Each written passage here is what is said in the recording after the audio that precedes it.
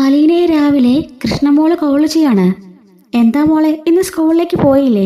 ഇല്ലേ ചേച്ചി, ഇന്ന് ലീവാ. അല്ല, ബബിയും രോഹിയൊക്കെ എവിടെ?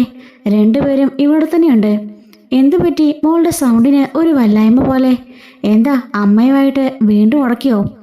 ഞാനല്ല ചേച്ചിയെ ഉടക്കിയത്. ആര്, ബബിതയോ? അതെ, ഭയങ്കര വഴക്കായിരുന്നു ഇന്നലെ രാത്രിയിൽ. എന്നിട്ടെന്ത് സംഭവിച്ചു?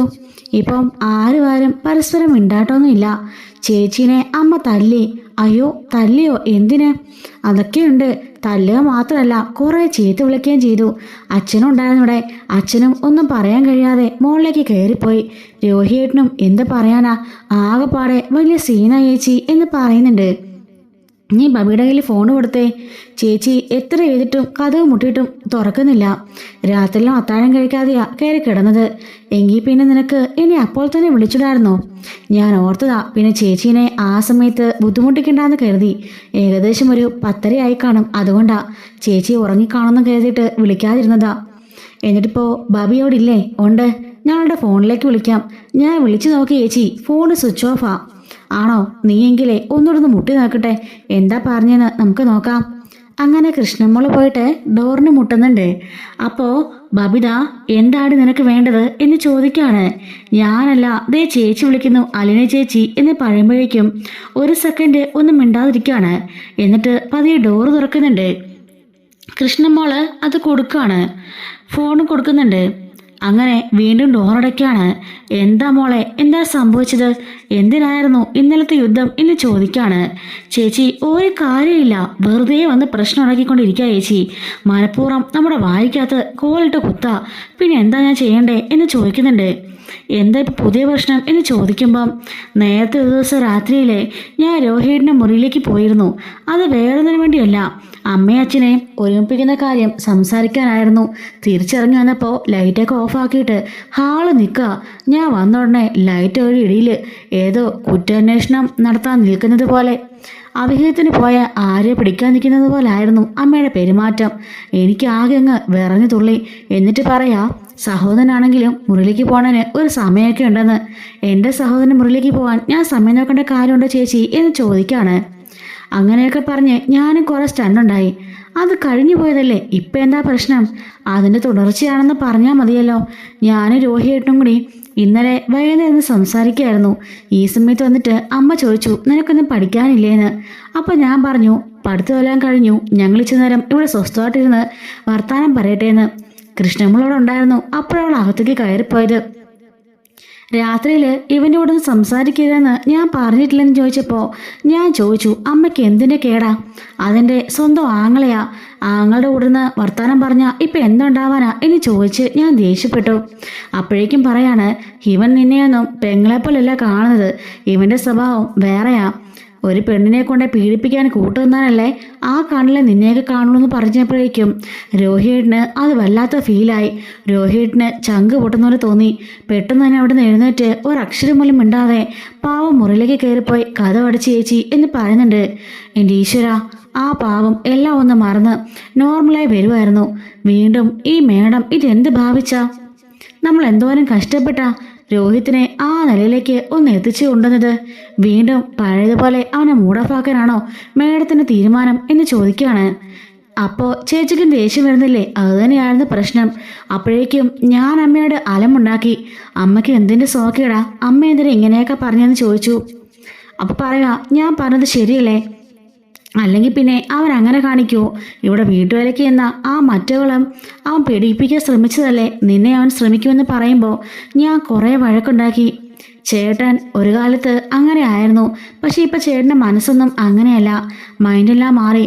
ചെയ്തതെല്ലാം തെറ്റാണെന്ന് ചേട്ടൻ മനസ്സിലാക്കി. ഒരു സ്ത്രീയെ എങ്ങനെ കാണണമെന്ന് ഇപ്പം ചേട്ടനറിയാം. എല്ലാ പെൺകുട്ടികളും ഒരുപോലെ സഹോദരിമാരെ പോലെ കാണണമെന്നും ചേട്ടൻ പഠിച്ചു. അതുകൊണ്ട് ഇനിയിപ്പം ചേട്ടനെ ഒന്നും പറയാൻ പാടില്ലെന്ന് പറഞ്ഞ് ഞാൻ കുറേയൊക്കെ വഴക്കുണ്ടാക്കി. അങ്ങനെ അകത്തേക്ക് കയറിപ്പോയപ്പോഴേക്കും എൻ്റെ പിന്നാലെ വന്ന് വീണ്ടും ചൊറിയാൻ തുടങ്ങി. ഇനി മേലാൽ അവനോട് സംസാരിക്കരുത്, അവൻ്റെ ഒപ്പം ഇരിക്കരുത്, അവനെ കാണരുത് എന്നൊക്കെ പറഞ്ഞ് ദേഷ്യപ്പെട്ടു. അപ്പോഴേക്കും കൃഷ്ണമോളും അങ്ങോട്ടേക്ക് വന്നപ്പോൾ കൃഷ്ണയോടും കിടന്ന് തുള്ളി. ഇനി മേലാൽ രോഹിത്തിന്റെ മുറിയിലേക്ക് രണ്ടുപേരും പോയേക്കരുന്ന് പറഞ്ഞപ്പോഴേക്കും കൃഷ്ണമോളും അമ്മയെ ശരിക്ക് പറഞ്ഞു. അമ്മയ്ക്ക് എന്തിൻ്റെ കേടാ, അത് ഞങ്ങളുടെ ചേട്ടനാ. ഏട്ടൻ്റെ മുറിയിലേക്ക് പോകാൻ അമ്മയുടെ അനുവാദം ഞങ്ങൾക്ക് വേണ്ട എന്നും പറഞ്ഞ് കൃഷ്ണമോള് ദേഷ്യപ്പെട്ടപ്പോൾ കൃഷ്ണമോളെ അടിക്കാൻ കൈയോങ്ങി. അപ്പോഴേക്കും അമ്മയുടെ കൈക്ക് ഞാൻ കയറി പിടിച്ചു. അമ്മ തോന്നിവാസം പറഞ്ഞിട്ട് അമ്മ ഇതിനെ ഞങ്ങളെ അടിക്കാൻ വരുന്നത്? ഞാനൊരു കാര്യം ചോദിക്കട്ടെ, അമ്മയുടെ ആങ്ങളമാരുടെ മുറിയിലേക്ക് പോകാൻ അമ്മയ്ക്ക് സമയം നോക്കേണ്ട കാര്യമുണ്ടോ? അതോ അവരുടെ മുറിയിലേക്ക് പോകാറ് പോലും ഇല്ലേ? ഡി, കഴിഞ്ഞ തവണയും നീ ഇത് ചോദിക്കുന്നത് ഞാൻ കേട്ടതാ. എൻ്റെ ആങ്ങളമാർ അവനെപ്പോലെ ആയിരുന്നില്ല, അവരാരെയും പീഡിപ്പിക്കാൻ പോയിട്ടില്ല എന്ന് പറഞ്ഞപ്പോഴേക്കും ഞാൻ ചോദിച്ചു, അത് അമ്മ കണ്ടിരുന്നോന്ന്. രോഹിയേട്ടൻ്റെ കാര്യം പുറത്തറിഞ്ഞുകൊണ്ടല്ലേ എല്ലാവരും അറിഞ്ഞത്, അല്ലെങ്കിൽ അറിയാമായിരുന്നോ? അതുപോലെ തന്നെ ആയിരിക്കും ഇതും എന്ന് പറഞ്ഞപ്പോഴേക്കും അമ്മയുടെ മുഖത്ത് തല്ലി. എൻ്റെ ആങ്ങളമാരെ പറ്റി പറയാൻ നീ വളർന്നോടിയെന്ന് ചോദിച്ചപ്പോൾ ഞാനും പറഞ്ഞു എൻ്റെ ആങ്ങളയെ പറ്റി. അപ്പം അമ്മയും പറയണ്ട. രോഹിയുടെ സ്വഭാവം എങ്ങനെയാണെന്ന് ഇപ്പം ഞങ്ങൾക്കറിയാം. എല്ലാവരോടും ഇപ്പോൾ നല്ല ഫ്രണ്ട്ലി ആയിട്ടാണ് പെരുമാറുന്നത്. ഞങ്ങളെയൊക്കെ ഞാൻ ചേട്ടൻ്റെ സ്വന്തം പെങ്ങളാണ്. ആ ഒരു കൺസേൺ ഏട്ടന് എന്നോടുണ്ട്. അതുപോലെ അലൻ ചേച്ചിയോടും രേവതി കുട്ടിയോടും എല്ലാവരോടും ഏട്ടൻ നല്ല ഫ്രണ്ട്ലി ആയിട്ട് പെരുമാറുന്നത്. ഇപ്പോൾ അതിലെല്ലാം കുറ്റബോധമുണ്ട്. കുറ്റബോധവും പേറി ആ ഒരു പ്രായശ്ചിത്തവും ചെയ്യാൻ നടക്കുന്ന ആ ചേട്ടനോട് അമ്മ എന്തിനാ ഇങ്ങനെയൊക്കെ തുടങ്ങുന്നത്? വീണ്ടും ഏട്ടനെ പഴയ രീതിക്കാക്കാനാണോ എന്ന് ഞാനും ചോദിച്ചതാ. എൻ്റെ മുഖത്തലിയുടെ ദേഷ്യത്തിൽ ഞാൻ അമ്മയോട് കുറേ കിടന്ന് ദേഷ്യപ്പെട്ടു. കൃഷ്ണമോള് പറഞ്ഞു, അലിന ചേച്ചിയും ഞാനും അതുപോലെ ബബു ചേച്ചിയും കൂടി ഒരുപാട് കഷ്ടപ്പെട്ട ഏട്ടനെ ഈ നിലയിലേക്ക് തിരിച്ചു കൊണ്ടുവന്നത്. അമ്മയുടെ ഈ തോന്നിവാസവും ഈ വർത്തമാനവും കാരണം ഞങ്ങളുടെ ഏട്ടൻ വീണ്ടും വിഷമത്തിലേക്ക് പോകും, വീണ്ടും ഡിപ്രഷനിലേക്ക് പോകുന്ന ഞങ്ങൾക്ക് പേടിയാ.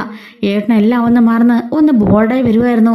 ഏട്ടൻ തെറ്റൊന്നും ചെയ്തില്ലല്ലോ എന്ന് പറയുമ്പം ചെയ്തില്ലേടി, കണ്ടവൻ്റെയൊക്കെ കൂടെ പോയി ഒരു പെണ്ണിനെ പീഡിപ്പിക്കാൻ നോക്കിയത് തെറ്റില്ലേടി എന്ന് ചോദിക്കുമ്പം ഏട്ടന് അന്നങ്ങനെ സംഭവിച്ചു പോയി.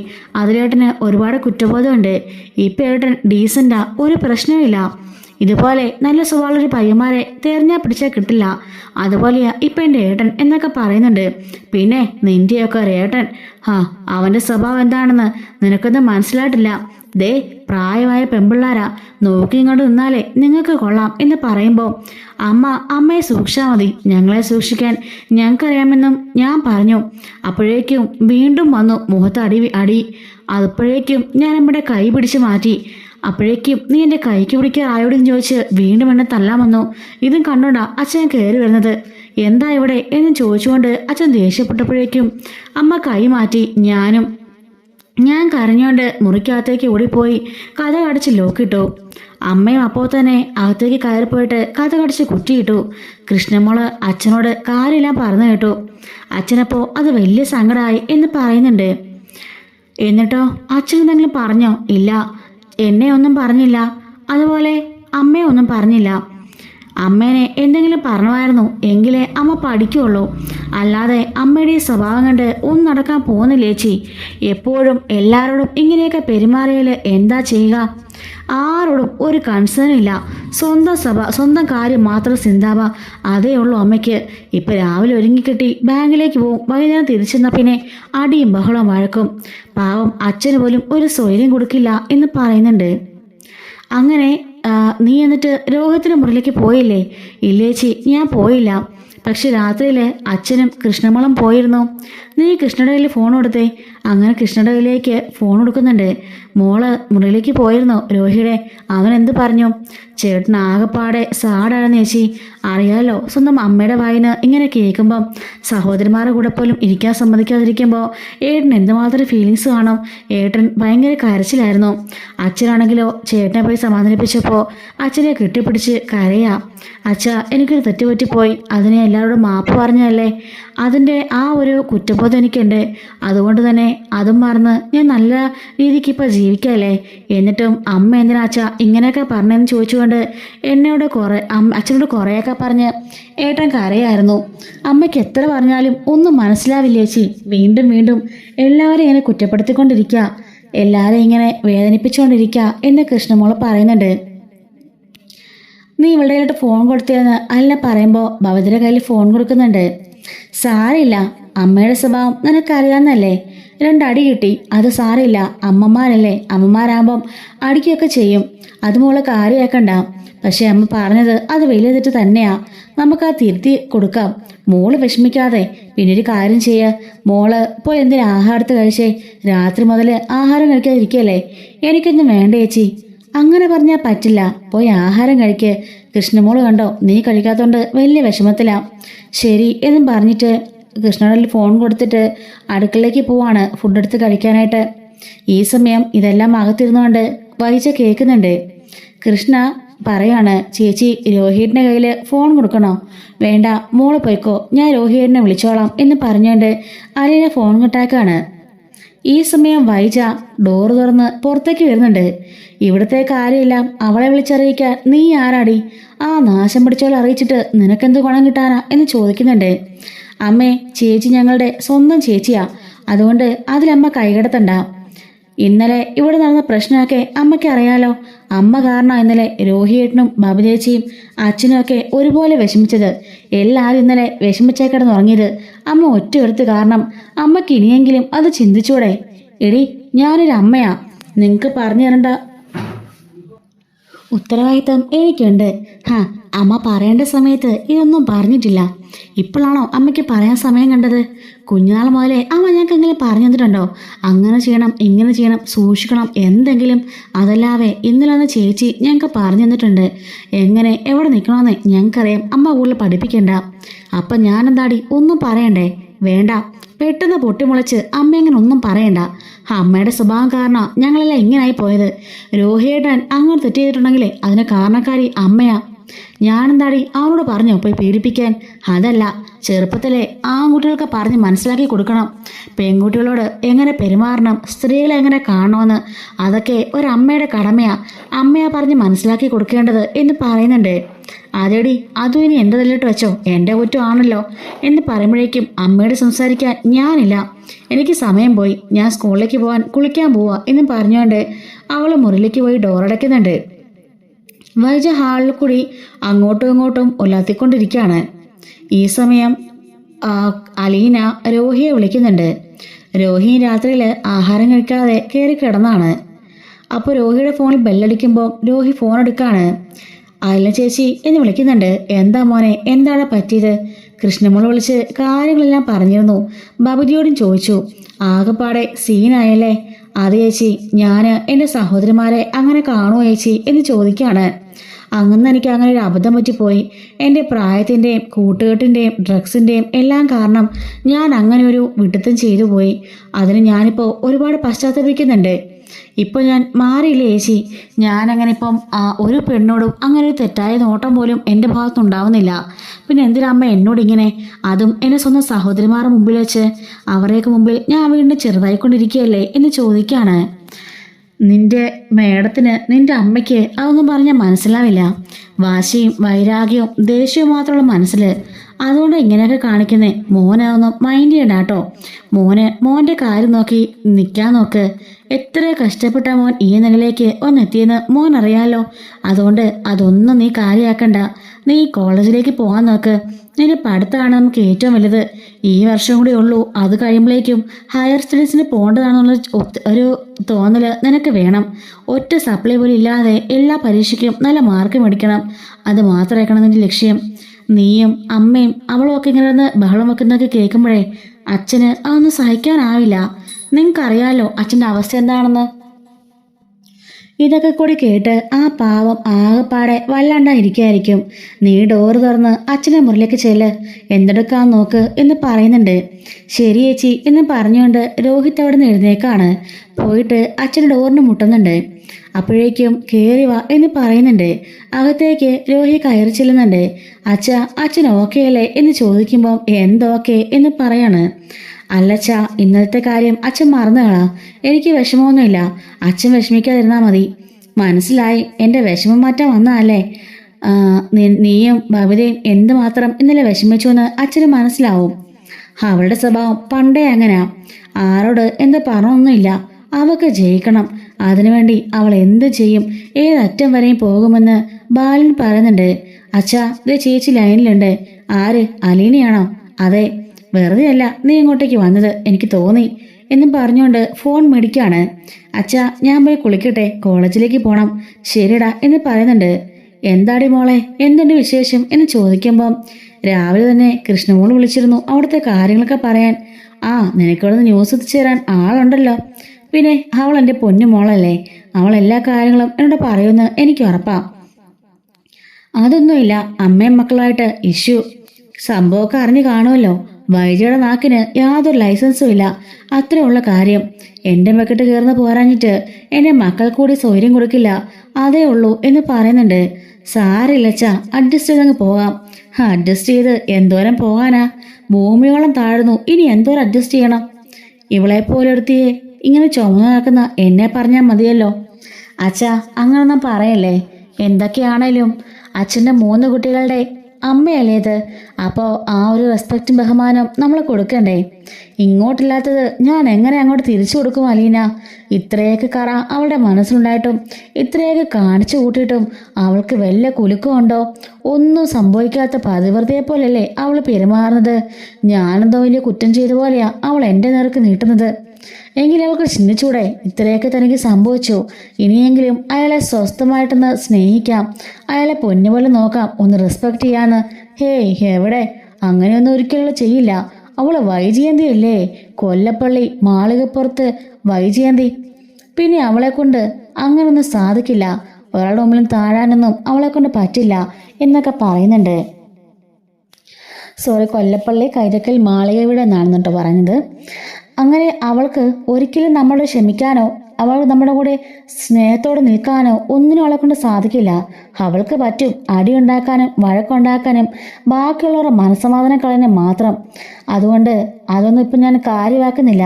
പക്ഷെ എൻ്റെ മക്കളുടെ സമാധാനം കളയാൻ അവൾ ഇനി ഒരുങ്ങുകയാണെങ്കിൽ അവളുടെ മുഖത്തടിച്ച് എല്ലാം പറഞ്ഞ് ഇവിടുന്ന് മുടിക്കുത്തിനെ കുറിച്ച് ഞാൻ പുറത്താക്കും എന്ന് പറയുമ്പം അച്ഛാ എന്ന് അലിനെ വിളിക്കുന്നുണ്ട്.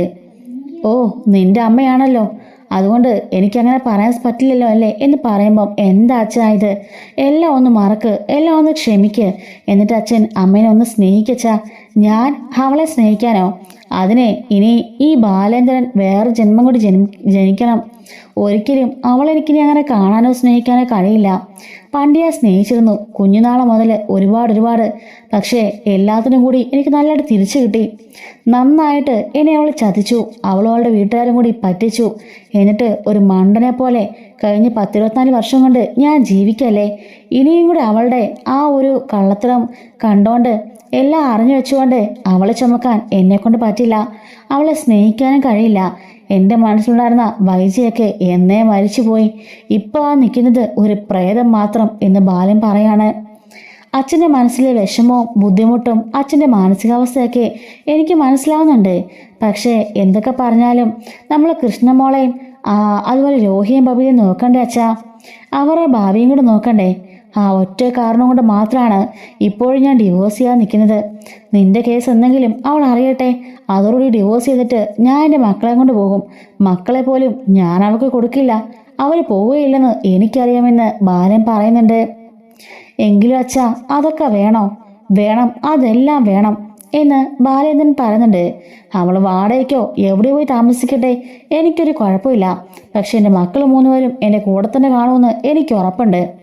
ഇനി എൻ്റെ മക്കളോട് ശല്യപ്പെടുത്തുകയാണെങ്കിൽ എന്താ വേണ്ടെന്നൊക്കെ ഞാൻ തീരുമാനിച്ചിട്ടുണ്ട് എന്ന് പറയാൻ കേട്ടോ. അച്ഛാ പ്ലീസ് അച്ഛാ, എനിക്ക് വേണ്ടി. ഇല്ല, ഈ ഒരു കാര്യം മാത്രം നീ പറഞ്ഞാലും ഞാൻ കേൾക്കില്ല. ഈ ലോകത്ത് ആര് പറഞ്ഞാലും ഞാൻ അനുസരിക്കില്ല. അവളെ ഇനി എനിക്കിനി വേണ്ട. എൻ്റെ മനസ്സിലെ പഴയ വൈജയന്തി മരിച്ചുപോയി. അല്ലെങ്കിൽ അവളെ വിവാഹം കഴിക്കുന്ന സമയത്ത് അവൾക്ക് എന്നോടൊരു വാക്ക് പറയായിരുന്നു. അത് കഴിഞ്ഞിട്ടാണെങ്കിലും എന്നോട് സ്നേഹത്തോടെ പെരുമാറുകയും ബഹുമാനിക്കുകയും ചെയ്തുകൊണ്ട് എന്നോട് പറയായിരുന്നു. പക്ഷേ കല്യാണം കഴിഞ്ഞ അന്ന് മുതലേ അവൾക്ക് എൻ്റെ ഒരു പുച്ഛമാണ്. പഴയ വീട്ടുജോലിക്കാരനാണ് ഞാനെന്നും പറഞ്ഞുകൊണ്ട് അവൾക്ക് ആ ഒരു പുച്ഛം ഇന്നവരെ മാറിയിട്ടില്ല.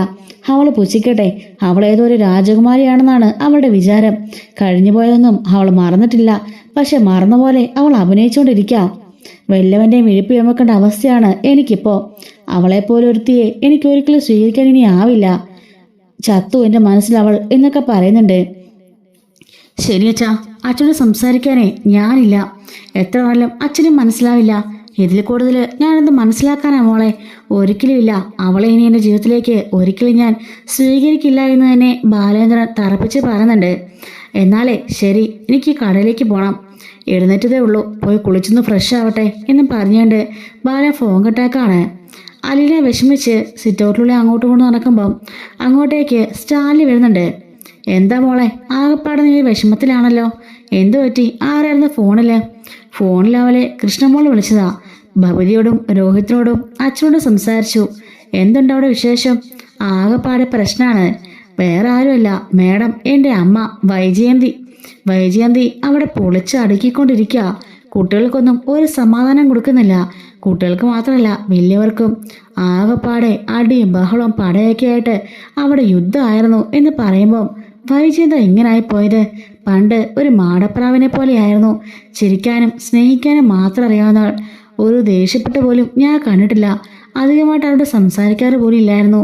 പിന്നെ ഈ വൈജയന്ത ഇങ്ങനായിപ്പോയെന്ന് പറയുമ്പം അലീന പറയുന്നുണ്ട് ആ പാസ്റ്റ് കൊണ്ടായിരിക്കും പപ്പ അങ്ങനെയൊക്കെ ആയിപ്പോയത്. അത് ശരിയാ. ആ ഒരു ട്രാജഡിയിൽ നിന്ന് മുക്തിയായപ്പോൾ അവൾ തന്നെ അവൾക്ക് പുതിയൊരു രക്ഷാകവചം ഉണ്ടാക്കിയതായിരിക്കും. ഈ ദേഷ്യവും ഈ വൈരാഗ്യവും എല്ലാം, മറ്റുള്ളവരോടുള്ള വൈരാഗ്യവും എന്നോടും ഉള്ള വൈരാഗ്യവും പിന്നെ എല്ലാവരോടുള്ള അമർഷവും ദേഷ്യവും എല്ലാം കൂടി ഇങ്ങനെ ആയതായിരിക്കും അല്ലേ എന്ന് പറയുമ്പം അത് ശരിയാ. ഒരാളുടെ മനസ്സിൻ്റെ മാനസികാവസ്ഥ മാറാൻ എത്ര സെക്കൻഡാണ് വേണ്ടത്? അതല്ലേ അമ്മയ്ക്ക് സംഭവിച്ചുള്ളൂ. സ്വന്തം കാമുകൻ ഉപേക്ഷിച്ചു പോയി, പറ്റിച്ചു കളഞ്ഞു, അതുപോലെ കുഞ്ഞ് മരിച്ചുപോയി. എല്ലാം കൂടെ ആയപ്പോൾ ആ പാവം തകർന്നു പോയി കാണും. ആ ഒരു അവസ്ഥയിൽ വീണ്ടെടുക്കാൻ കഴിയാതെ പുറമേ ഒരു മുഖം മറിച്ച് നടക്കുമായിരിക്കും. ഒരു മുഖമറ വേണമല്ലോ, ഒരു മുഖംമൂടി. അതായിരിക്കും ഇപ്പം അണിഞ്ഞിരിക്കുന്നത്. ഉള്ളില് ഒരു പാവം വഹിച്ച് കാണുമായിരിക്കും. പക്ഷെ ആ പാവം വഹിച്ചതിനെ 14 വർഷമായിട്ട് ആരും കണ്ടിട്ടില്ലെന്നേ ഉള്ളൂ എന്ന് അലീന പറയുന്നുണ്ട്. അതിനെ അറിയണമെങ്കിലേ ആ മഞ്ഞുരുകണം, ആ മുഖംമൂടി വലിച്ചെറിയണം. നീ അവളുടെ മകളാണെന്ന് മനസ്സിലാക്കി ഞാൻ അവളെ ചതച്ചിട്ടില്ലെന്ന് മനസ്സിലാക്കണം. എങ്കിൽ മാത്രമേ അവളുടെ പഴയ വൈദ്യനെ തിരിച്ചു കൊണ്ടുവരാൻ പറ്റുള്ളൂ എന്ന് പറയാണ്. പക്ഷേ അതൊരിക്കലും സാധിക്കില്ല പപ്പ. അങ്ങനെയെങ്ങനെ സംഭവിച്ചാലേ എൻ്റെ അച്ഛനുണ്ടല്ലോ, ആ നിമിഷം അമ്മ ഡിവോഴ്സ് ചെയ്യുമെന്ന് പറഞ്ഞു. ഇപ്പോഴും കൂടി അവർ പറഞ്ഞു വച്ചതേ ഉള്ളൂ. അതുകൊണ്ടൊരിക്കലും അതിന് ചാൻസ് ഇല്ല എന്ന് അവൾ പറയാണ്. മോള് സമാധാനപ്പെട്ടിരിക്കുക. മോളിപ്പോൾ അതിനെക്കുറിച്ച് നോക്കി ടെൻഷൻ അടിക്കണ്ട. അത് അവരുടെ ലൈഫല്ലേ, അവർ നോക്കട്ടെ. അങ്ങനെ എനിക്ക് അവരെ ഉപേക്ഷിക്കാൻ പറ്റുമോ? എൻ്റെ കൂടപ്പറപ്പുകളല്ലേ അച്ഛാ. സോറി പപ്പ, എൻ്റെ അമ്മയും അവരെനിക്ക് അങ്ങനെ ഉപേക്ഷിക്കാൻ സാധിക്കുക? അവരുടെ വിഷമങ്ങൾ എൻ്റെയും കൂടി വിഷമങ്ങളല്ലേ എന്ന് പറയുമ്പം അതൊക്കെ ശരിയാ, നീ ഇങ്ങോട്ട് വാ എന്ന് പറഞ്ഞുകൊണ്ട് സ്റ്റാലി അലീനയും കൂട്ടി തോളത്ത് കൈയിട്ടുകൊണ്ട് അകത്തേക്ക് കയറി പോകുന്നുണ്ട്. കൃഷ്ണയും ബബിതയും കുളിച്ചൊരുങ്ങി റെഡിയാവുന്നുണ്ട് കോളേജിലേക്കും സ്കൂളിലേക്കൊക്കെ പോകാനായിട്ട്. രോഹിയും താഴേക്ക് ഇറങ്ങി വരികയാണ്. അവന് റെഡിയായിട്ട് വരുന്നുണ്ട്. ഈ സമയം ബാലേന്ദ്രനും അങ്ങോട്ടേക്ക് വരുന്നുണ്ട് കേട്ടോ. വൈജി അപ്പോഴേക്കും ഒരുങ്ങി റെഡിയായി പുറത്തേക്ക് ഇറങ്ങാണ്. സുനിത എന്ന് പറഞ്ഞുകൊണ്ട് വൈജി വിളിക്കുന്നുണ്ട്. പറഞ്ഞെല്ലാം ഓർമ്മയുണ്ടല്ലോ, വൈകുന്നേരം വീടൊക്കെ ക്ലീൻ ആയിരിക്കണം. ശരി ചേച്ചി എന്ന് പറയുമ്പം ചേച്ചിയല്ല മേഡം. ശരി മേഡം എന്ന് പറയുന്നുണ്ട്. ബബിത ബാലിനോട് പറയാണ്, അച്ഛാ എൻ്റെ സ്കൂട്ടി കംപ്ലൈൻറ്റാ, അതൊന്ന് വർക്ക്ഷോപ്പിലേക്ക് കൊടുക്കോ? ഞാൻ വിളിച്ചു പറഞ്ഞേക്കാം മോളെ, അവരൊന്ന് എടുത്തോളൂ. എന്നാൽ ഞാൻ പോട്ടെ എന്ന് പറഞ്ഞ് ബാലിനിറങ്ങുമ്പം അല്ല നീ അപ്പം എങ്ങനെയാ പോണേന്ന് ബബിതയോട് വൈകി ചോദിക്കുന്നുണ്ട്. രോഹിയോട്ടം പോകുന്നുണ്ടല്ലോ ബൈക്കിന്, ഞാനും കൂടി പോയിക്കോളാം. കൃഷ്ണമോള് അച്ഛൻ്റെ കാറിന് പോയിക്കോളും. ബബിതയോട് വൈജി പറയാണ്, വേണ്ട നീ അവൻ്റെ ബൈക്കിനെ പോവണ്ട. അപ്പോഴേക്കും ബാലൻ തിരിഞ്ഞിട്ട് അവൾ പോയാൽ എന്താ കുഴപ്പം എന്ന് ചോദിക്കുകയാണ്. അവൻ്റെ കൂടെ പോകണ്ടെന്ന് ഞാനല്ലേ പറഞ്ഞത്, എങ്കിലേ ഞാൻ പറയുന്നു ബബിത അവൻ്റെ കൂടെ പോയാൽ മതി. എൻ്റെ മോൻ്റെ കൂടെ തന്നെ അവളൊന്ന് പോകും. അതിനെതിരെ ശബ്ദിക്കാൻ നീ വളർന്നിട്ടില്ല. ഇതേ എൻ്റെ വീടാ, ബാലേന്ദ്രൻ എൻ്റെ വീട്. ഒരുപാട് കഷ്ടപ്പെട്ടാ ഞാനിത് ഉണ്ടാക്കിയതും. നിനക്കിവിടെ നിൽക്കണമെന്ന് എനിക്ക് യാതൊരു താല്പര്യമില്ല, വേണമെങ്കിൽ നിന്നാൽ മതി എന്ന് പറയാണ്. അപ്പോൾ എനിക്കൊരു അവകാശമില്ലേ ബാലേന്ദ്ര ഈ വീട്ടിൽ നിൽക്കാനായിട്ട്? ഇതെൻ്റെ മക്കളല്ലേ, അവരുടെ കാര്യം തീരുമാനിക്കാൻ എനിക്ക് അവകാശമില്ലേ? ഇല്ലടി, അവകാശമില്ല. ഇപ്പോഴല്ല അതൊക്കെ തീരുമാനിക്കേണ്ടിയിരുന്നത്. അവനെ 10-20 വയസ്സായി. അവനെ പറഞ്ഞു കൊടുക്കേണ്ടത് കുഞ്ഞിലേ ആയിരുന്നു, അല്ലാതെ ഇപ്പോഴല്ല. മനസ്സിലായല്ലോ? എൻ്റെ മകൻ എങ്ങനെയാണെന്ന് എനിക്കറിയാം നിന്നേക്കാൾ നന്നായിട്ട്. അവനിപ്പോൾ നല്ല ഡീസൻ്റാ, നന്നായിട്ടാണ് ജീവിക്കുന്നത്. അങ്ങനെ തലതിരിഞ്ഞവര് നിന്റെ കുടുംബത്ത് കാണും. അവിടെ പോയി ചോദിച്ചാൽ മതി, അല്ലെങ്കിലേ അവിടെ പറഞ്ഞാൽ മതി. നിനക്കും പണ്ട് ഇതുപോലെ അനുഭവം വല്ലതും ഉണ്ടോ? അതുകൊണ്ടാണോ നീ ഇങ്ങനെ പേടിക്കുന്നത് എന്ന് ചോദിക്കുമ്പോൾ വൈജി ഒന്നും മിണ്ടുന്നില്ല. അതുകൊണ്ട് മര്യാദയ്ക്ക് ഇരുന്നണം. എൻ്റെ മക്കളെ തമ്മിൽ തെറ്റിക്കാൻ നോക്കിയാൽ എൻ്റെ സ്വഭാവം മാറും. ബബിതേ 2-3 ദിവസത്തേന് താമസം കാണുമല്ലോ സ്കൂട്ടി വരാൻ. അതുവരെ നീ ഇവൻ്റെ കൂടെ പോയാൽ മതി. എന്താ സംഭവിക്കാമെന്ന് ഞാനൊന്ന് നോക്കട്ടെ. ആങ്ങളെയും പെങ്ങളും തിരിച്ചറിയാത്ത ഇവളെ പോലുള്ളവരൊക്കെ ഇങ്ങനെയൊക്കെ പറയും. മക്കളൊന്നും കാര്യമാക്കണ്ട കേട്ടോ എന്നും പറഞ്ഞുകൊണ്ട് ബാലൻ അവരോട് പറയാണ്. അങ്ങനെ ബബിത രോഹിത്തിന്റെ പുറകിൽ ബൈക്കിൽ കയറി നിന്ന് പോകുന്നുണ്ട്. അതേപോലെ കൃഷ്ണമോള് ബാലന്റെ കൂടെ കാറിലും കയറി പോവാണ്. വൈജ ആകെപ്പാടെ കലിപ്പിച്ച് ആ സിറ്റൗട്ടിന് ഇരിക്കുന്നുണ്ട്. അച്ഛനെയും മക്കളെയൊക്കെ ഞാൻ കാണിച്ചു തരാം. എല്ലാവരും ഞാൻ 2 വഴിക്കാക്കും. എൻ്റെ മക്കളെ ഞാൻ എൻ്റെ കൂടെയാക്കും. തന്നെ ഞാൻ ഒറ്റയ്ക്കാക്കും. അല്ലെ താൻ കണ്ടോ എന്ന് വാശിക്ക് മനസ്സിൽ പറയുന്നുണ്ട്. അങ്ങനെ പുറത്തേക്കിറങ്ങി കാറും എടുത്തുകൊണ്ട് വൈജ നേരെ ഓഫീസിലേക്ക് പോവാണ്. അങ്ങനെ വൈകുന്നേരം ആകുന്നുണ്ട്. ഈ ഒരു സമയത്ത് നമ്മുടെ കൃഷ്ണമോള് സ്കൂളും കഴിഞ്ഞ് തിരിച്ച് വീട്ടിലേക്ക് വരികയാണ്. സുനിത ഇപ്പോൾ കോഫിയെ കൊണ്ട് കൊടുക്കുന്നുണ്ട്. അവളതെല്ലാം കുടിച്ചതിന് ശേഷം റൂമിലേക്ക് പോയിട്ട് ഫ്രഷ് ആവുന്നുണ്ട്. തിരിച്ചിറങ്ങി വരികയാണ്. അല്ല, ബാക്കി ആരും വന്നില്ലേ? ഇല്ലല്ലോ മോളെ, ആരും വന്നിട്ടില്ല. മോളെ ആദ്യം വന്നേ ആണോ? എനിക്ക് സ്പെഷ്യൽ ക്ലാസ് ഉണ്ടായിരുന്നു. ഞാൻ താമസിച്ചാണല്ലോ വന്നത്. എന്നിട്ടും രോഹിയേട്ടനും ബബിതേച്ചനും വന്നില്ലല്ലേ എന്നും പറഞ്ഞുകൊണ്ട് കൃഷ്ണമോള് നിൽക്കുമ്പോഴേക്കും രോഹിയുടെ ബൈക്കിന്റെ സൗണ്ട് കേൾക്കാം. രോഹിയും ബബിതയും അതിൽ വന്ന് ഇറങ്ങുന്നുണ്ട്. എന്താ നിങ്ങളുടെ താമസിച്ചു പോയത്? അത് പിന്നെ ഇവളെ വിളിക്കാൻ പോയതാ. ഇവക്ക് സ്പെഷ്യൽ ക്ലാസ് ഉണ്ടായിരുന്നു. അങ്ങനെ ഇവളെ നോക്കി ഇരുന്നിരുന്ന് ഇത്രയും സമയമായി എന്നും പറഞ്ഞുകൊണ്ട് അകത്തേക്ക് കയറുന്നുണ്ട്. അല്ല, വൈജയന്തിമാല വന്നില്ലേ എന്ന് ചോദിക്കുമ്പോൾ വൈജയന്തിമാലയോ? രേവതിക്കുട്ടി വിളിക്കുന്ന പോലെ ഉണ്ടല്ലോ എന്ന് രോഹിയോട് കൃഷ്ണൻ ചോദിക്കാണ്. ആ, രേവതിക്കുട്ടി സംസാരിക്കുമ്പം രേവതിക്കുട്ടി എപ്പോഴും അങ്ങനെയാ പറയാറ്. അതങ്ങു നാക്കിലൊട്ടി എന്ന് പറയുന്നുണ്ട്. നാക്കിലൊട്ടിക്കൊണ്ട് ഇവിടെ നിൽക്കണ്ട, നല്ലത് കിട്ടും വൈജയന്തിമാലയുടെ കയ്യിൽ നിന്ന് എന്ന് കൃഷ്ണൻ പറയുന്നുണ്ട്. എങ്കിലും അമ്മ ഇതെന്ത് ഭാവിച്ചാ? എന്തിനാ ഇങ്ങനെ നമ്മളെ തമ്മിൽ തെറ്റിക്കാൻ നോക്കുന്നത്? അച്ഛനെ നമ്മൾ തമ്മിൽ തെറ്റിക്കാൻ അമ്മ ശരിക്കും നോക്കുന്നുണ്ട്. അമ്മയ്ക്ക് അതുകൊണ്ട് എന്താ പ്രയോജനം എന്ന് ഏട്ടന് മനസ്സിലായില്ലേ? നമ്മളെയും കൂട്ടി അമ്മയ്ക്ക് ഇവിടുന്ന് പോണം. അച്ഛനെ ഒറ്റയ്ക്കാക്കണം. അതാ അമ്മയുടെ ലക്ഷ്യം, വേറൊന്നുമല്ല എന്ന് കൃഷ്ണമോള് പറയുമ്പം ബബിത പറയാണ്, ഒരിക്കലും നമ്മൾ അച്ഛനെ ഇട്ടിട്ട് പോകരുത്. എന്തൊക്കെ സംഭവിച്ചാലും നമ്മളെന്നും അച്ഛൻ്റെ കൂടെ വേണം. അമ്മ എങ്ങോട്ടെന്ന് വെച്ചാൽ അമ്മ പോയിക്കോട്ടെ. അമ്മയ്ക്ക് ഇവിടെ സ്വസ്ഥമായിട്ട് സമാധാനമായിട്ടും കഴിയാൻ വേണ്ടിയിട്ടല്ലല്ലോ. അച്ഛനോട് ഒരു ബഹുമാന റെസ്പെക്റ്റോ ഒന്നുമില്ല. എപ്പോഴും അച്ഛനെ കുറ്റപ്പെടുത്തിക്കൊണ്ടിരിക്കും. പിന്നെ അമ്മയുടെ സ്വഭാവം, അമ്മയ്ക്ക് അമ്മയുടെ കാര്യം മാത്രം, സ്വാർത്ഥ കാര്യങ്ങൾ മാത്രം. അതുകൊണ്ട് അമ്മയുടെ ഒരു കാര്യവും നമ്മൾ ശ്രദ്ധിക്കാനേ പോകണ്ട.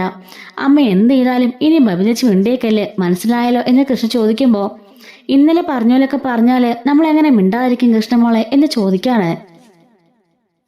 എങ്ങനെയെങ്കിലുമൊക്കെ മിണ്ടാതിരുന്നേ പറ്റുള്ളൂ. അമ്മയുടെ സ്വഭാവം നമുക്കറിയാലോ. അതുകൊണ്ട് നമ്മളതനുസരിച്ച് നിൽക്കണം എന്ന് കൃഷ്ണമോൾ പറയുന്നുണ്ട്. അങ്ങനെ ബബിതയും കൃഷ്ണയും രോഹിയും കൂടി ചായയൊക്കെ ഇരുന്ന് കുടിക്കുകയാണ്. അതിനുശേഷം കൃഷ്ണമോളാണെങ്കിലോ പുറത്തേക്ക് ഇറങ്ങി പോകുന്നുണ്ട്. അലിയെ വിളിക്കാനാണ് കേട്ടോ കൃഷ്ണമോൾ പോകുന്നത്. എന്തായി കൃഷ്ണമോളെ, അവിടുത്തെ കാര്യങ്ങളെല്ലാം ഒന്ന് നോർമലായോ? ആ, ഒന്നും പറയണ്ട. രാവിലെയും ചെറിയ വരസലുണ്ടായിരുന്നു. അച്ഛൻ ഇടപെട്ട് അതങ്ങ് സോൾവ് ആക്കി. അമ്മയ്ക്ക് കിട്ടേണ്ടത് കിട്ടിയപ്പോൾ അമ്മയ്ക്ക് മതിയായി. ഈ അമ്മയെ കൊണ്ട് തോറ്റു പോകത്തുള്ളൂ ചേച്ചി. അത് സാരമില്ല, നിങ്ങൾ അതിനെക്കുറിച്ചൊന്നും പറയാൻ നിൽക്കണ്ട എന്ന് പറയാണ്. അങ്ങനെ ബബിത കൃഷ്ണയെ അന്വേഷിച്ച് പുറത്തേക്ക് വരികയായിരിക്കും കേട്ടോ. സിറ്റൗട്ട് നിൽക്കുമ്പം സിറ്റൗട്ടിൻ്റെ പുറകിലായിട്ട് ചാടി നിൽക്കുകയാണ് കൃഷ്ണ. അവിടെ നിന്നുകൊണ്ട് അങ്ങോട്ട് തിരിഞ്ഞു നിന്നുകൊണ്ട് അലിനെ വിളിച്ചുകൊണ്ടിരിക്കുകയാണ്. ബബിത ഓർക്കുന്നുണ്ട്, ഇവളെന്താ സീക്രട്ടായിട്ട് ചേച്ചിയോട് സംസാരിക്കുന്നേ എന്നറിയാൻ വേണ്ടി അവിടെ തന്നെ ഇരിക്കുകയാണ്, ഒളിഞ്ഞിരിക്കുന്നുണ്ട്. അപ്പോഴേക്കും കൃഷ്ണ പറയാണ്, ചേച്ചി അമ്മയുടെ സ്വന്തം മോളാണെന്ന് അറിയാത്തതുകൊണ്ടാ അമ്മ ഇങ്ങനെയൊക്കെ. അതറിഞ്ഞു കഴിഞ്ഞാലേ എല്ലാം അമ്മയുടെ അവസാനിച്ചോളും. അമ്മയുടെ പഴയ പാസ്റ്റിനെ കുറിച്ചൊക്കെ നമുക്കെല്ലാം അറിയാമെന്ന് അമ്മ അറിഞ്ഞാലേ അതോട് തീർന്നുമല്ല. പിന്നെ അച്ഛനറിയാവുന്ന കൂടെ അറിഞ്ഞാലേ അമ്മ എല്ലാം അവസാനിപ്പിക്കും. അമ്മയുടെ ജീവിതം തന്നെ അമ്മ അവസാനിപ്പിക്കും. ആ പേടി കൊണ്ടാ ഒന്നും പറയാത്തത്. അച്ഛൻ പറഞ്ഞ പോലെ ഡിവോഴ്സ് എന്നൊരു പേടിയുണ്ടെങ്കിലും അമ്മ ഇതെല്ലാം അറിഞ്ഞാലേ അമ്മയും വേണമെങ്കിൽ ജീവിതം അവസാനിപ്പിക്കും. അതുകൊണ്ട് എനിക്ക് പേടിയായ ചേച്ചി. പിന്നെ ഇവിടെ മറ്റാർക്കും അറിയില്ലല്ലോ ചേച്ചിയാ അമ്മയുടെ മകളെന്ന്. അതുകൊണ്ട് തന്നെ രോഹിട്ടും ബബ ചേച്ചിക്കും ചെറിയ സംശയമുണ്ട്. എങ്കിലും ചേച്ചി എന്തുകൊണ്ടാ ഇത്രയും നാളും അച്ഛൻ്റെ മകളാന്ന് പറഞ്ഞെന്ന്. ചില സമയത്ത് അമ്മയുടെ സ്വഭാവം കാണുമ്പോൾ എനിക്ക് തോന്നും ചേച്ചി എല്ലാം വിളിച്ചു കൂവി അങ്ങ് പറഞ്ഞാലോ എന്ന്. അമ്മയുടെ സ്വന്തം മകളാ ആ അലിന ചേച്ചി, അല്ലാതെ വേറെ എവിടുന്നും വന്നതല്ല. അച്ഛൻ മോളായിട്ട് സ്നേഹിച്ചതേ ഉള്ളൂ. അങ്ങനെ കള്ളം പറഞ്ഞതും അതുകൊണ്ടാ എന്നൊക്കെ വിളിച്ചു കൂവി പറയാൻ തോന്നും. പിന്നെ എന്ത് ചെയ്യാനാ, എല്ലാം ഞാൻ കടിച്ചു പിടിച്ച് അടക്കി പിടിച്ചുകൊണ്ടിരിക്കുക. ഒരു ദിവസം എല്ലാം കൂടി പൊട്ടി പുറപ്പെടുന്ന ചേച്ചി എനിക്ക് തോന്നുന്നത്.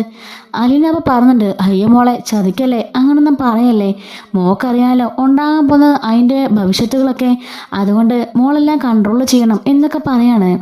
ശരി ചേച്ചി, ഞാനെന്തായാലും ആരോടും പറയുന്നില്ല. അമ്മയുടെ ഈ സ്വഭാവമാണെങ്കിലേ ഒന്നുകൂടി ഭീഷണിപ്പെടുത്താൻ വരും ചേച്ചി വിളിച്ച്. അതൊക്കെ ഞാൻ നോക്കിക്കോളാം എന്ന് പറയുന്നുണ്ട്. അങ്ങനെ കട്ടാക്കിയിട്ട് കൃഷ്ണമോളെ തിരിഞ്ഞു നോക്കുമ്പോൾ കാണുന്നത് ബബിതേനെയാണ്. അവൾ ഞെട്ടിപ്പോകുന്നുണ്ട് കേട്ടോ. എന്താടി ഫോൺ കട്ടാക്കി കളഞ്ഞത്? ബാക്കിയും കൂടെ പറയാൻ മേലായിരുന്നോ? എന്ത് ബാക്കിയും കൂടെ? ആരെ നീ വിളിച്ചേ? അത് പിന്നെ അലിന ചേച്ചീനെ. നീ എന്തിനാ രഹസ്യമായിട്ട് ഇവിടെ വിളിച്ചേ? അയ്യോ രഹസ്യമായിട്ടല്ല, ഞാൻ മുറ്റത്തുനിന്ന് സംസാരിക്കുകയായിരുന്നു. സംസാരിച്ച് ഇവിടെ വരെ ആയതാ. വേണ്ട, നീ ഉരുണ്ട് കളിക്കണ്ട. ഞാനിവിടെ വന്നിട്ടേ കുറച്ചു നേരമായി. നീ പറഞ്ഞെല്ലാം ഞാൻ കേട്ടു. ചേച്ചി നമ്മുടെ അമ്മയുടെ സ്വന്തം മോളാണെന്നും അച്ഛൻ അറിഞ്ഞിട്ടുണ്ടെന്നും അതുപോലെ അമ്മ അറിഞ്ഞ പ്രശ്നമാണെന്നും ഒക്കെ പറഞ്ഞതേ ഞാൻ കേട്ടു. അയ്യോ അങ്ങനെയല്ല ചേച്ചി, അമ്മേനെ പോലെ അല്ലേ നമ്മുടെ അമ്മയെ കരുതുന്നത്. അതുകൊണ്ടാണ് ഞാൻ പറഞ്ഞത്. മതി, നീ ഉരുണ്ട് കളിക്കുന്നതും വേണ്ട. സത്യം എന്താണെന്നൊക്കെ എനിക്ക് മനസ്സിലായി. എന്താടി സത്യം പറയടി എന്നും പറഞ്ഞുകൊണ്ട് കൃഷ്ണമോളെ പിടിക്കുകയാണ്. ചേച്ചി കൈവിട്ടെ, ഞാൻ അകത്തേക്ക് പോട്ടെ. പറ്റില്ല, നിന്നെ വിടില്ല. മര്യാദയ്ക്ക് സത്യം പറഞ്ഞിട്ട് പോയാൽ മതി. അലിന ചേച്ചിയും നമ്മുടെ അമ്മയായിട്ടുള്ള ബന്ധം എന്താ? അച്ഛനും ചേച്ചിയെ സ്നേഹിക്കാനുള്ള കാരണം എന്താ? ഇത്രയൊക്കെ പ്രശ്നം ഇവിടെ വരാനുള്ള കാരണം എന്താണെന്ന് പറഞ്ഞിട്ട് നീ പോയാൽ മതി. ചേച്ചി എനിക്കൊന്നും അറിയില്ല, ദയവ് ചെയ്ത് എന്നോട് ചോദിക്കല്ലേ. അതെ കൃഷ്ണമോളെ, പകുതി എനിക്ക് മനസ്സിലായി. അമ്മയുടെ മകളാ ചേച്ചിന്ന് നീ പറഞ്ഞു കേട്ടു. അത് സത്യമാണോ? ശരിക്കും നമ്മുടെ അമ്മയുടെ മകളാണോ ചേച്ചി? അത് പിന്നെ എന്ന് പറയുമ്പോൾ പറയടി, ഞാൻ ആരോടും പറയില്ല. ചേച്ചി എനിക്ക് സത്യം ചെയ്തു തരുമോ? ആരോടും പറയില്ല എന്ന്. സത്യമായിട്ടും ഞാൻ ആരോടും പറയില്ല, നീ കാര്യം പറ. അപ്പോൾ കൃഷ്ണമോള പറയാണ്, ചേച്ചി അലിന ചേച്ചി വേറെ ആരുമല്ല, നമ്മുടെ അമ്മ പ്രസവിച്ച മോളാ. രോഹിത്തേട്ടനേക്കാളിലും മുമ്പേ നമ്മുടെ അമ്മയുടെ വയറ്റിൽ പിറന്ന നമ്മുടെ സ്വന്തം ചേച്ചി. അത് കേൾക്കുമ്പം അവൾ ഞെട്ടിപ്പോന്നുണ്ട്. നീ എന്തൊക്കെയാ പറഞ്ഞേ? സത്യമാണോ? അത് ചേച്ചി സത്യമാണ്. അല്ല അതെങ്ങനെ സംഭവിച്ചു? അപ്പോൾ ചേച്ചി ഇത്ര നാളും അനാഥാലയത്തിലായിരുന്നു പറഞ്ഞതോ? അപ്പോൾ ചേച്ചിയുടെ അച്ഛൻ ആരാ? അപ്പോൾ നമ്മുടെ അച്ഛനോ? അച്ഛൻ അതൊക്കെ അറിയോ? എങ്ങനെ 100,000 ചോദ്യങ്ങൾ ബബിത ചോദിക്കാണ്. എല്ലാത്തിനും ഞാൻ സമാധാനമായിട്ട് ഉത്തരം പറയാം. ചേച്ചി ടെൻഷൻ അടിക്കാതെ ഞാൻ പറയട്ടെ. രോഹിത്തേട്ടനും ഇതൊരിക്കലും അറിയരുത്. കാരണം അമ്മയോട് രോഹിത്തേട്ടന് ഒരു വെറുപ്പ് തോന്നിക്കും. ഇത്രയൊക്കെ ചെയ്തു വെച്ചിട്ടാണോ അമ്മ നമ്മളെ ഭരിപ്പിക്കുക വരുന്നതെന്ന് ബബിത ചോദിക്കുമ്പം കണ്ടോ, ഇത് ചേച്ചിയുടെ സ്വഭാവം. ഇതുകൊണ്ടാണ് ഒന്നും പറയാതിരുന്നത്. ദയവ് ചെയ്ത് ചേച്ചി അമ്മയുടെ ഈ കാര്യത്തെപ്പറ്റി പറയരുത്. അമ്മ പല അവസ്ഥകളും ഉണ്ടാക്കും, നമ്മളെ പ്രകോപിപ്പിക്കും. പക്ഷെങ്കിൽ ചേച്ചി ഒരു കാരണവശാലും പറഞ്ഞു കൊടുക്കരുത് എന്ന് പറയാണ്. ഇല്ല ഞാൻ പറയില്ല, നീ കാര്യം പറ. അങ്ങനെ അതിൽ വെച്ചുണ്ടായ വൈദ്യയുടെ പ്രണയത്തെക്കുറിച്ചും വീടിനുണ്ടായ പ്രശ്നങ്ങളെക്കുറിച്ചും അലിനെ പ്രസവിക്കുന്നതും ശേഷം അലിനെ ഓർഫനേജിലാക്കുന്നതും പിന്നെ അവിടുന്ന് വൈജ ബാലിനെ വിവാഹം കഴിക്കുന്നതും നീണ്ട 24 വർഷക്കാലം ഒരു കുഴപ്പമില്ലാതെ ജീവിക്കുന്നതും പെട്ടെന്നൊരു ദിവസം അലീനനെ കൊണ്ടുവന്ന് കൊല്ലപ്പള്ളി താമസിപ്പിക്കുന്നതും ശേഷം അലീന അമ്മയെ തിരക്കി ഇങ്ങോട്ടേക്ക് എത്തുന്നതും അങ്ങനെ രേവതിക്കുട്ടി പാടുള്ള ചാറ്റ് പിടിക്കുന്നതും ബാലിനെല്ലാം അറിയുന്നതും നീലഗിരിക്ക് പോണതും അറ്റാക്ക് ഉണ്ടായതും തുടങ്ങിയ സർവ്വത്രാജ കാര്യങ്ങൾ പറയാണ്. അങ്ങനെ പറഞ്ഞതിന് ശേഷം അപ്പോൾ നമ്മുടെ അച്ഛന് സത്യങ്ങളെല്ലാം അറിയാമല്ലേ, അതുകൊണ്ടാണോ നമ്മുടെ അച്ഛൻ അമ്മയെ അവോയ്ഡ് ചെയ്തത്? അതെ, അല്ലാതെ ചേച്ചിയോടുള്ള ഇഷ്ടം കൊണ്ടൊന്നും അല്ല, അമ്മയോടുള്ള വെറുപ്പ് കൊണ്ടാണ് അച്ഛനമ്മയെ അവോയ്ഡ് ചെയ്തത്. ഏതൊരു ഭർത്താവാണെങ്കിലും അങ്ങനെയല്ലേ ചെയ്യുള്ളൂ. തൻ്റെ ഭാര്യയ്ക്ക് പണ്ട് അവിഹിതത്തിൽ ഒരു കുട്ടിയുണ്ടെന്ന് അറിഞ്ഞാലേ ഏത് ഭർത്താവാ അതൊക്കെ ക്ഷമിക്കുക. നമ്മുടെ അച്ഛനും അത്രേ ചെയ്തുള്ളൂ. ചേച്ചി ആരെ അറിയിക്കാതിരിക്കാൻ വേണ്ടിയാണ് ഇങ്ങോട്ടേക്ക് വന്നത്. പക്ഷെ എന്ത് ചെയ്യാനാ, എല്ലാവരും അറിഞ്ഞു പോയി. എനിക്കും മനുവേട്ടനും കൊല്ലപ്പള്ളിയിലുള്ള കമലെടുത്ത് കയറുന്നത് ബാക്കി എല്ലാവർക്കും അറിയാം, മുത്തശ്ശിക്കും അങ്കിൾമാർക്കും എല്ലാം. അതുപോലെ ഗോവർദ്ധനങ്ങളിലും സത്യങ്ങളെല്ലാം അറിയാം എന്ന് പറയുമ്പം കൊള്ളാലോ. എന്നിട്ടും ഞങ്ങളുടെ പറയാൻ മറച്ചു വെച്ചില്ലേ? നിങ്ങളുടെ ഭാഗത്തിൻ്റെ കാരണം എന്താണെന്ന് ഇപ്പം മനസ്സിലായില്ലേ എന്ന് ചോദിക്കുകയാണ്. അമ്മയോട് ഒരു വെറുപ്പുണ്ടാവരുത്. അമ്മ നിങ്ങൾ അറിഞ്ഞു നമ്മൾ അറിഞ്ഞു എന്നറിഞ്ഞാലേ അമ്മ തകർന്നു പോകും, അതുകൊണ്ടാ എന്ന് പറയാണ് കേട്ടോ. എന്നിട്ട് അപ്പം ചേച്ചി ഇപ്പം എവിടെയാ? എന്തിനാ അച്ഛൻ നമ്മുടെ ചേച്ചീനെ ഇപ്പം ഇവിടെ നിന്ന് ഇങ്ങോട്ടേക്ക് കൊണ്ടുപോയത് എന്ന് പറയുമ്പം അത് വേറെ ആരുമല്ല ചേച്ചിയുടെ സ്വന്തം പപ്പയെന്ന് പറയുമ്പം വീണ്ടും അതൊരു ഷോക്കായിരുന്നു. ആര്? നമ്മുടെ ചേച്ചിയുടെ പപ്പയോ? അതെ, അലീന ചേച്ചിയുടെ പപ്പയാണ് സ്റ്റാൻലി ജോസഫ്, അതായത് നമ്മുടെ അമ്മയുടെ മുൻ കാമുകൻ എന്ന് പറയാണ്. അങ്ങനെ ചേച്ചിനെ അവിടെ കൊണ്ടാക്കിയതും സ്റ്റാൻലിയെ കണ്ടുപിടിച്ചതും തുടർന്നുള്ള എല്ലാ കാര്യങ്ങളും നമ്മുടെ കൃഷ്ണമോള് പറയുന്നുണ്ട്. ഇതൊക്കെയാ ചേച്ചി സംഭവിച്ചത്. ഇതൊക്കെ എങ്ങനെ ഒരച്ഛൻ മക്കളോട് പറയും? എങ്കിലും എൻ്റെ അച്ഛനത് എന്നോട് പറഞ്ഞു. വേറൊന്നും കൊണ്ടല്ല, അലീനയും കൂട്ടി അച്ഛൻ പോയപ്പോൾ ഞാൻ തെറ്റിദ്ധരിക്കാതിരിക്കാൻ വേണ്ടിയിട്ടാണ് അച്ഛൻ പറഞ്ഞത്. അന്ന് റിസോർട്ടിലേക്ക് പോയില്ലേ, അന്ന് എന്നോട് സത്യങ്ങളൊക്കെ തുറന്നു പറഞ്ഞത്. അങ്ങനെയാ ഞാൻ അറിഞ്ഞതും ചേച്ചി സ്നേഹിക്കാൻ തുടങ്ങിയതും. ഇപ്പോൾ സത്യങ്ങൾ അറിയാതെ നിങ്ങൾ സ്നേഹിക്കുന്നില്ലേ? ഇപ്പോൾ ചേച്ചി ആരാണെന്ന് ചേച്ചിക്ക് മനസ്സിലായില്ലേ? ചേച്ചിയോട് വെറുപ്പാണോ തോന്നുന്നത്, അമ്മയോട് വെറുപ്പാണോ തോന്നുന്നത് എന്ന് ചോദിക്കുമ്പം വെറുപ്പോ ഒരിക്കലും ഇല്ല. ഇത്ര നല്ല ചേച്ചിനെ എങ്ങനെ വെറുക്കാൻ പറ്റുക? എനിക്ക് ഭയങ്കര ഇഷ്ടം ചേച്ചിനെ. ഇപ്പോഴല്ലേ മനസ്സിലായത് എന്തുകൊണ്ടാണ് നമ്മളെ സ്വന്തം അനുജന്മാരെ പോലെ സ്നേഹിച്ചതിന്. അമ്മയോട് വെറുപ്പ് തോന്നുന്നുണ്ടോ? ഒരിക്കലും ഇല്ല. അമ്മയോട് ഒരിക്കലും എനിക്കൊരു വെറുപ്പ് തോന്നില്ല. ആർക്കാണെങ്കിലും അങ്ങനെ അബദ്ധമൊക്കെ സംഭവിക്കും. വിവാഹത്തിന് മുമ്പല്ലേ, വിവാഹത്തിന് ശേഷം ഭർത്താവിനോട് പറഞ്ഞാൽ ജീവിതം തകർന്നു പോകുന്ന അമ്മ കരുതിയിട്ടുണ്ടാവും. അതുകൊണ്ടായിരിക്കും പറയാതിരുന്നത്. പിന്നെ ഒരു കാര്യം, ഇത്രയും നല്ല ചേച്ചിയെ നമുക്ക് നൽകിയത് നമ്മുടെ അമ്മയല്ലേ. അതുകൊണ്ട് എനിക്ക് ഒരു വെറുപ്പുമില്ല, സന്തോഷം മാത്രമേ ഉള്ളൂ. ഇത്രയും നാളും എനിക്കൊരു സങ്കടം ഉണ്ടായിരുന്നു, ചേച്ചി നമ്മളിന്ന് അകന്നു പോവാന്ന്. ഇപ്പം സമാധാനമായി. എവിടെ പോയാലും കറങ്ങിത്തിരിഞ്ഞ് ഇവിടെ തന്നെ വരണ്ടേ എന്ന് ചോദിക്കാണ്. അപ്പം കൃഷ്ണമ്മക്കും അത് വലിയ സന്തോഷമായിരുന്നു. പിന്നെ ഞാൻ അറിഞ്ഞെന്നേ, നീ ചേച്ചിയോടും അച്ഛനോടൊന്നും പറയണ്ട. അയ്യോ ഇല്ലില്ല, ഞാൻ പറയില്ല. പറഞ്ഞ അച്ഛൻ എന്നെ കൊല്ലും. അന്ന് അങ്ങനൊരു സന്ദർഭം ഉണ്ടായതുകൊണ്ടാണ് അച്ഛൻ എന്നോട് പറഞ്ഞത്, അല്ലെങ്കിൽ പറയില്ലായിരുന്നു. അച്ഛനിപ്പോൾ ആകെപ്പാടെ തകർന്ന അവസ്ഥയിലാണ്. അച്ഛൻ ഈ അവസ്ഥയ്ക്ക് കാരണം എന്താണെന്ന് ചേച്ചിക്ക് മനസ്സിലായല്ലേ?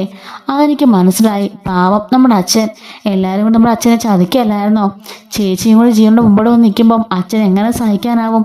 പറഞ്ഞിട്ട് കാര്യമൊന്നുമില്ല ചേച്ചി, എല്ലാം സംഭവിച്ചു പോയില്ലേ, കൈവിട്ട് പോയില്ലേ. ഇനിയിപ്പം വരുന്നിടത്ത് വെച്ച് കാണുക. ഇതിൻ്റെ അവസാനം എന്തായിരിക്കുമെന്ന് എനിക്കൊരു പിടിയും കിട്ടുന്നില്ല. അമ്മ അറിഞ്ഞ പ്രശ്നം, ചേച്ചി അറിയാതിരുന്നാൽ അതും പ്രശ്നം. നമ്മളെല്ലാവരും അറിയും. അങ്ങനെ എന്തൊക്കെ സംഭവിക്കാൻ പോണോ ഈശ്വര എന്ന് കൃഷ്ണമ്മള് പറയാണ്. ഇനി നമ്മൾ സംസാരിക്കുന്നുണ്ട് രോഹിയേട്ടൻ കണ്ടുപിടിച്ച് അതൊരു വിഷയമാവണ്ട, നമുക്ക് അകത്തേക്ക് പോകാമെന്ന് ബബിത പറയുന്നുണ്ട്. ബബിത ഭയങ്കര ഹാപ്പി ആയിരുന്നു. അലീന സ്വന്തം ചേച്ചിയാണെന്ന് അറിഞ്ഞപ്പോൾ, സ്വന്തം ചോരയാണെന്ന് അറിഞ്ഞപ്പോൾ തനിക്ക് വേണ്ടിയും രോഹിയേട്ടന് വേണ്ടിയും അത്രയൊക്കെ ചെയ്യുക എന്തിനു വേണ്ടിയാണെന്ന് അപ്പോൾ ബബിതയ്ക്ക് മനസ്സിലാവുന്നുണ്ട്. തൻ്റെ അച്ഛൻ ഒരു നിരപരാധിയാണ്. കുറച്ച് നാളെങ്കിൽ പോലും അച്ഛനെ ഒരുപാട് തെറ്റിദ്ധരിച്ചു. അച്ഛനും ചേച്ചിയുമായുള്ള അഫെയർ ആണെന്ന് കരുതി. പക്ഷെ അതൊക്കെ ഒരു മിഥ്യാധാരണകളായിരുന്നുവെന്ന് ബബിതയ്ക്ക് മനസ്സിലായി. സ്വന്തം ഭാര്യയുടെ കഴിഞ്ഞ അവിഹിതത്തിലുണ്ടായ ഒരു കുഞ്ഞിനെ സ്വന്തം അച്ഛനെ പോലെ നോക്കിയില്ലേ അച്ഛൻ? അതാണ് അച്ഛൻ്റെ വലിയ മനസ്സ്. ഇപ്പം സ്വന്തം പപ്പയെ കണ്ടുപിടിച്ച് അവിടെ കൊണ്ട് ഏൽപ്പിച്ചും കൊടുത്തില്ലേ? എൻ്റെ അച്ഛൻ്റെ വലിയ മനസ്സാ എന്നൊക്കെ ബബിത ഇങ്ങനെ ഓർക്കുന്നുണ്ട്. അങ്ങനെ ബബിതയും സത്യങ്ങളെല്ലാം അറിഞ്ഞിരിക്കുകയാണ്. അങ്ങനെ അലീനയോട് ഭയങ്കര സ്നേഹമാവുകയാണ്. അമ്മയോട് അങ്ങനെ കാര്യത്തൊക്കെ വെറുപ്പൊന്നുമില്ല കേട്ടോ. പക്ഷെ നമ്മുടെ വൈദ്യുത സ്വഭാവമാണല്ലോ, ചുമ്മാ ഇരുന്നാലും വായിൽ കോളിട്ട് കിള്ളുന്നതുകൊണ്ട് ഇനി എങ്ങനെയാണെന്ന് പറയാൻ സാധിക്കില്ല. അപ്പോൾ ഇതിൻ്റെ ബാക്കിയുള്ള സ്റ്റോറീസൊക്കെ അടുത്ത വീഡിയോയിൽ ഞാൻ അപ്ലോഡ് ചെയ്യുന്നതായിരിക്കും കേട്ടോ. മിസ്സാതിരിക്കാൻ ചാനൽ സബ്സ്ക്രൈബ് ചെയ്ത് ഹൈപ്പും ലൈക്കും ചെയ്ത് സപ്പോർട്ട് ചെയ്യണേ. Thanks for watching.